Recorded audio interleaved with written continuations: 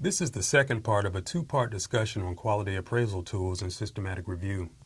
Part 1 focused on fit for purpose and weight of evidence. Here we will examine two more tools, an acronym known as TPUPAS and the Mixed Methods Assessment Tool, or MMAT. First, TPUPAS. The literature contains a number of other frameworks for assessing quality of research that can be used for systematic reviews, many of which can also be incorporated within the weight of evidence framework covered earlier. One such framework is that posited by Paulson, Bowes, Grayson, Long, and Barnes. They noted that the question to be asked of any piece of knowledge is TPUPAS, an acronym which stands for transparency, accuracy, purposivity, utility, propriety, accessibility, and specificity. Researchers who employ a TPUPAS model of evidence quality appraisal seek answers to the following questions related to each component of the acronym. Transparency. Is it open to scrutiny? Accuracy. Is it well-grounded? Purposivity. Is it fit for purpose? Utility. Is it fit for use? Propriety. Is it legal and ethical? Accessibility. Is it intelligible? And specificity. Does it meet source-specific standards? Paulson, Bowes, Grayson, Long, and Barnes pointed out that the phrasing of the generic standards as questions reflects the first key message of the report. The standards do not replace judgment. Instead, they are part of an appraisal process which provides a reference point for judgments and a context against which to explain why and how judgments are made. Once fully developed, these standards could be used to good effect alone as an appraisal tool, particularly in areas where source-specific standards are inadequately developed. Mixed Methods Assessment Tools, MMAT. The final quality appraisal tool that we are examining here is the Mixed Methods Assessment Tool, again, MMAT. Developed at McGill University in Canada, the MMAT was designed to assist researchers engaged in systematic mixed reviews that include a combination of qualitative, quantitative, and mixed method studies. The MMAT, which is in the form of a checklist, includes 2 screening questions and 19 items corresponding to 5 methodological domains. 1. Qualitative research. 2. Randomized controlled trials. 3. Non-randomized studies. 4. Quantitative descriptive studies. And finally, mixed method studies. Information on MMAT criteria, the checklist, along with the tutorial and MMAT-related research, can be found online at the website shown on screen. Plu and Hong noted 3 reasons why researchers may need to use a mixed methods approach. 1.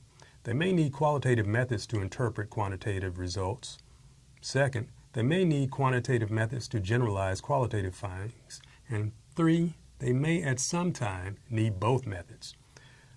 1. To better understand a new phenomenon, a process associated with qualitative methods, while at the same time measure the magnitude, trends, causes, and effects of the phenomenon, a process associated with quantitative methods. The MMAT was designed to address the unique challenges associated with appraising methodological quality of studies with diverse designs which incorporate qualitative, quantitative, and mixed method studies. Plu and Hong pointed out that one of the criticisms of qualitative methods is that findings derived from such methods may be specific to a particular context or may be used on tacit interpretive procedures that cannot be reproduced or verified. Plu and Hong also noted that in the case of causality, bias influences the validity of experimental and quasi-experimental quantitative studies. The randomized control trial is a common evaluation design found in public health research and is regarded as the most valid design to examine causal relationships, but this design may not be appropriate for use in certain situations. For example, randomization of thousands of study participants may be required to detect rare, adverse long-term effect of some programs, but doing so may be impractical and too expensive. Increasingly gaining in popularity, mixed methods reviews combine the strengths of qualitative and quantitative research to address complex research. Qualitative studies provide detailed, context-specific descriptions of complex phenomena, but may also suggest theoretical and methodological lessons that are transferable to other contexts.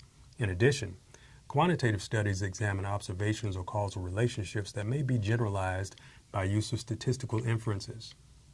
Scholars have cautioned that while an effective tool for methodological quality appraisal of studies included in mixed method systematic reviews, the MMAT was not designed to appraise the quality of their reporting or writing because of the potential that some research, while of high methodological quality, may not be well reported. It is important to stress that reliability represents a crucial property of any critical appraisal tool, and the efficiency of the tool is important from a reviewer's perspective. Mixed method systematic reviews, in conjunction with MMAT as a reliable quality appraisal tool for use in such reviews, offer the potential to provide valuable, detailed, and highly practical comprehension of complex interventions and programs, which in turn may be more relevant and useful for decision makers across disciplines. Many themes emerge from these discussions on quality appraisal tools, but one of paramount importance is that of the role and importance of the research question. It is the engine that propels the entire research process, and this is certainly the case in systematic review. Many critical decisions must be made at each stage of the systematic review process. The research question will determine what type of literature the researcher will attempt to identify and examine, whether it is primarily qualitative or quantitative or some combination of each. The researcher will then be steered to particular quality appraisal tools based upon the type of evidence that has been collected for review. These and other factors are what make the systematic review both very challenging and rewarding. A well-executed systematic review informs better decision-making and therefore greatly benefits management practice. There is no shortage of vexing organizational challenges, and management practitioners need the tools provided by this invaluable research to meet those challenges with confidence. Thank you.